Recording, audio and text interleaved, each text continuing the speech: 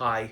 Today I'm going to make a short video, well, maybe not short, but a more specific video for Promaster Fleet Owners. This won't really apply to many of you, but you may find it interesting, or you may find it intensely boring.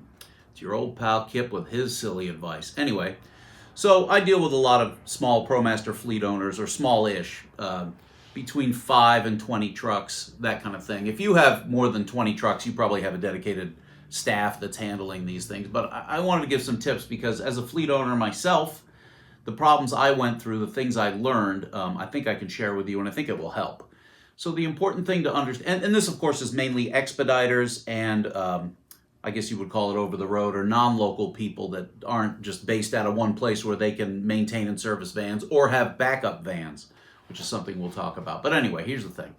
So the problem with over the road vehicle ownership, not necessarily Promaster specific, but specific in this video, is that what costs is not the repair. What costs is the downtime, because you're not experiencing the income. Usually you'll have to put the driver up in a hotel, you know what I mean? Or the driver's going to sit there while this thing is getting fixed, and the drivers get angry, and rightfully so. Sometimes you have to pay them. And the cost of the repair, even if it was double what it normally is not the major factor of what's losing you money and keeping you awake at night. It's the downtime. So how do you minimize that? Well, there's a couple things you can do.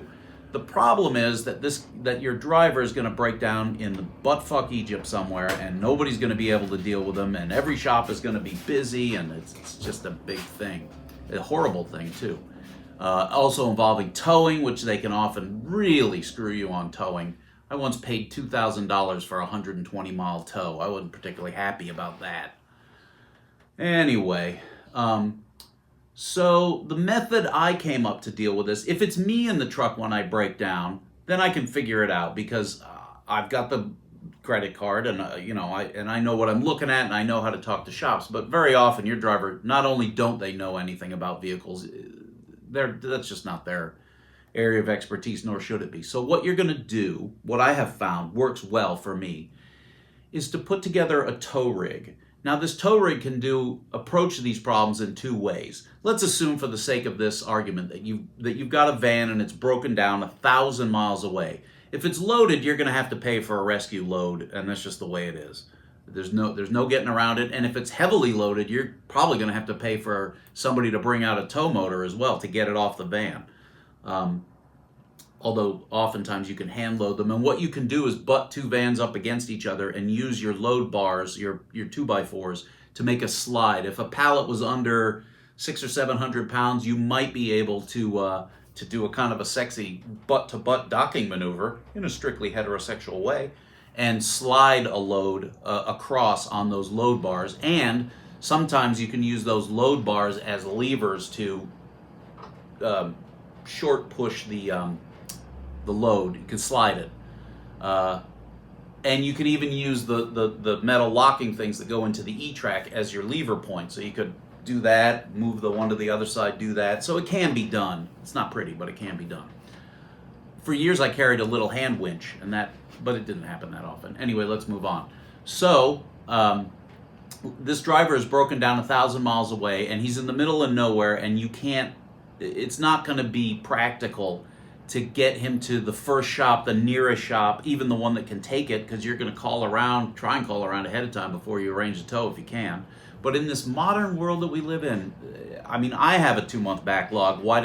And most shops do, or feels like it at any rate. Or they balk and they don't want to do it, whatever it is. And you, of course, don't know what the problem is. Who knows? It could be catastrophic. It could be a wire, a plug. Could be anything. Who knows? That's why it's frustrating. So what I have found works for me is putting together a tow rig, even a dedicated tow rig that can either tow a working van out to the driver and put him in a working van and send him on his way, or pick him and the van up and bring it back to someplace either closer to where he lives or where you've arranged service or you're familiar with something like that. So putting together the tow rig is a hassle, but if you run out the numbers, you'll find that the ability to tow them yourself on demand is way cheaper than getting screwed in a field repair for a variety of reasons. And you can get the driver at least back to civilization or back to wherever you don't have to pay for their hotel, because that's it's going to be $900 a week while you're waiting for this thing to get fixed. One of the biggest problems with this rescue rig idea is that you can't rent a dolly from U-Haul that's big enough to tow your Promaster, nor can you rent a flat trailer that's big enough. The only trailer that you can rent are very expensive pintle hook, 12,000 pound flat trailers with 6 wheels that are designed to haul skid steers and bulldozers and this stuff. And they're like $350 a day. That's prohibitive, although I have done it. But there is a solution in towing that I'm going to show you now. This is the dolly in question. This is the only dolly sold in this country that is wide enough from the wheel pad to the wheel pad to accept a Promaster. A Promaster is 79 inches in track from the outside of the driver wheel to the outside of the passenger wheel, and this platform is 80 inches wide, so it just barely fits, and it's tight on there.